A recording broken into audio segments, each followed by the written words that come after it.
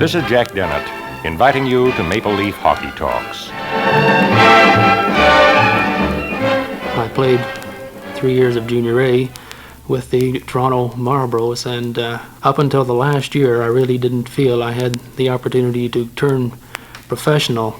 However, in my final year of Junior A, we managed to win the Memorial Cup. I managed to have a fairly good year, and from this, Mr. Imlach felt I had possibly a very good chance to turn professional and do well at professional hockey, and it was at this time that I decided to give professional hockey a try. The start of a brilliant new hockey career, told in his own words by Maple Leaf right-winger Ron Ellis.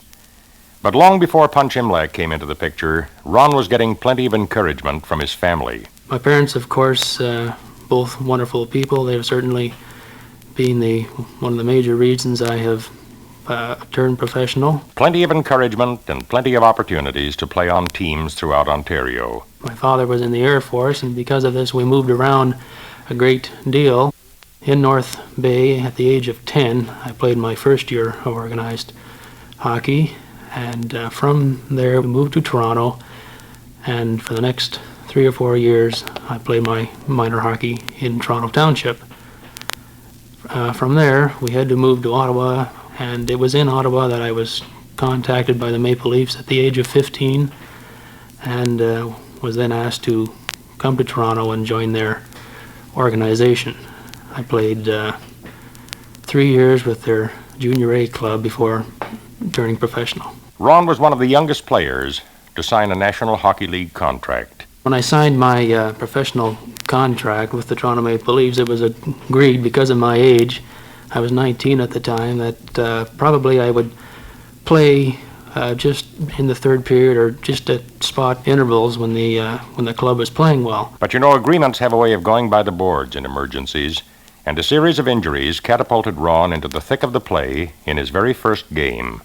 I remember my first NHL goal. It took place in the first game.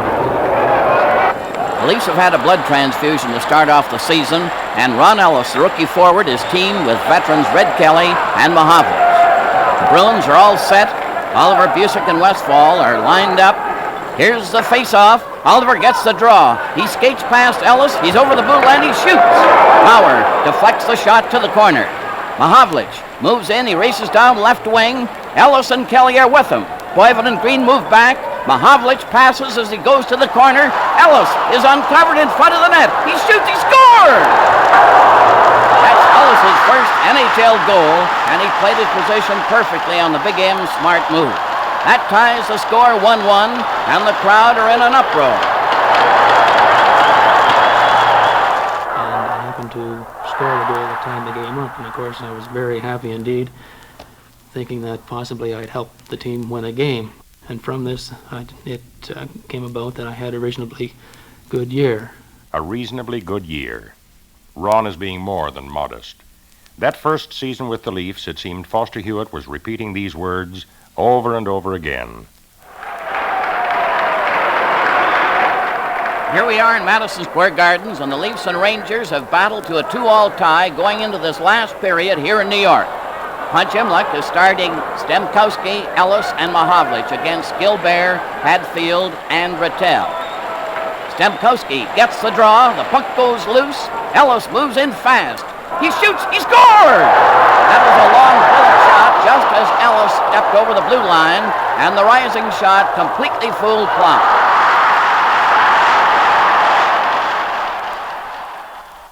Scoring my 20th goal in my first season of pro hockey was certainly a big thrill indeed, and that was in New York. This was really the biggest thrill of that year, and I will always remember that special time. Before his first year was up, Ron added 3 more goals to bring his total to 23, a superlative achievement for a young rookie. But at the start of his second year, as Punch Imlach tells us now, fate turned the tables on Ron. At the beginning of last season, when we went to training camp, all he could do was skate.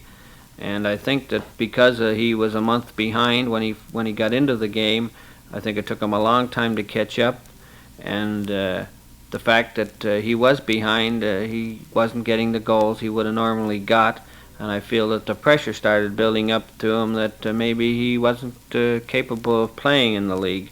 And naturally, to a young boy, it does a lot to your confidence. When I was hurt just before the season started, about mid-season, I got back into the form I felt I could play at, and I beat that jinx, that sophomore jinx everybody talks about. Ron came back in his second year to fulfill the promise he showed in his first season.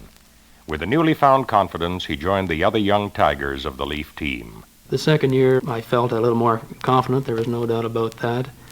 Having 1 year under your belt was a big help. I could skate out in the ice without my knees shaking quite as badly. Of course, playing on the young line I did the second year was an experience. We were all very young. Britt Selby and Peter Stemkowski and myself usually found ourselves facing off against the big lines on the other club because of our inexperience.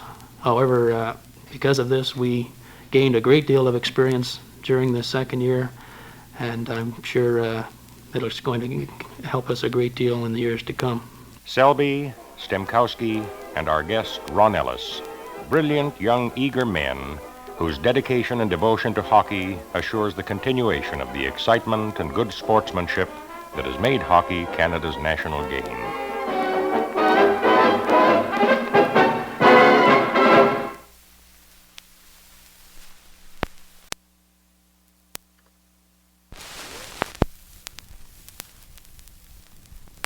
Hi there, Ward Cornell here to introduce Ron Ellis with his thoughts on how to play hockey. But first, to make it all official, let's listen to the coach who has helped make Ron the great player that he is, Punch Imlach. Here's a boy. He's had 2 years' experience in the National Hockey League, and he's only 21 years of age. He's an exceptional skater. He can handle the puck, and he can move the puck. He's got a real good shot and a good shift. Most outstanding of Ron's talents when you watch him play is his fast, graceful style of skating. How important is it to Ron? The major thing to my mind is the ability to skate. I have worked a great deal on my skating. I'm certainly not a big hockey player, and I certainly haven't got the terrific shot by any means. I do think it has been my skating that has put me where I am today. Skating, the major thing in Ron's mind. And how do you get to be a good skater? Skating is something you have to teach yourself. I used to spend hours on the ice just skating without a stick. Now this is important too. You have to have that balance on your skates and before you're going to be an exceptional hockey player, and you can acquire this balance by putting your stick down and trying to skate without it. One of the most exciting sounds in hockey, when a puck hits your stick going like a bullet. How do you hold on to it? Well, Stan Mikita of the Chicago Blackhawks made it easier for himself with a curved stick. Ron gives some advice on this special piece of equipment. For young fellas, I don't really believe curved sticks are a very good idea at the young age. This is the time when you should be using the regular stick and developing your wrist without the help of that curved stick. However, myself, I use a stick that has a very slight curve on it, and I feel this helps me take a pass a little better from my centerman. Those of you who have followed Ron's career know that another piece of equipment has given him a lot to think about: helmets. With Ron, they've been a non-again, off-again proposition. I would still be wearing a helmet if it didn't bother me. I certainly realize the protection you did acquire when you put a helmet on your head. And if a boy starts wearing the helmet when he's young, he'll become accustomed to it, and it'll become just one more piece of his equipment, and he will have no trouble with it at all. But I found a little difficulty adjusting to it. I wore it the first year because I had to for the protection. And the second year I certainly tried because I realized the protection was there, and I went into the corners with a little more confidence and so on. However, it did give me severe headaches and so on because I couldn't wear it tight to the head as it should be worn. I have been experimenting with different types of helmets, and if I can find one that doesn't bother me while I'm playing, I will certainly put it back on again. But for the boys who are playing hockey now, I certainly advise you to wear this helmet at all times, and if you do happen to make professional hockey, please continue to wear it, because it's going to be people like you that will finally bring about the general rule that helmets will have to be worn in the NHL. Ron's younger brother is a determined hockey player, and from watching his progress, Ron has come up with some thoughts on how to be a good loser. I have a young brother who is 14 now, who has been playing minor hockey for 3 or 4 years now. And of course, he goes out there to win the game like any other young boy. But I've seen my young brother in a very important game, and if his team happened to lose because they were inferior to another team, I know that my young brother almost broke out in tears. No, this I don't think should be, not at this age, certainly.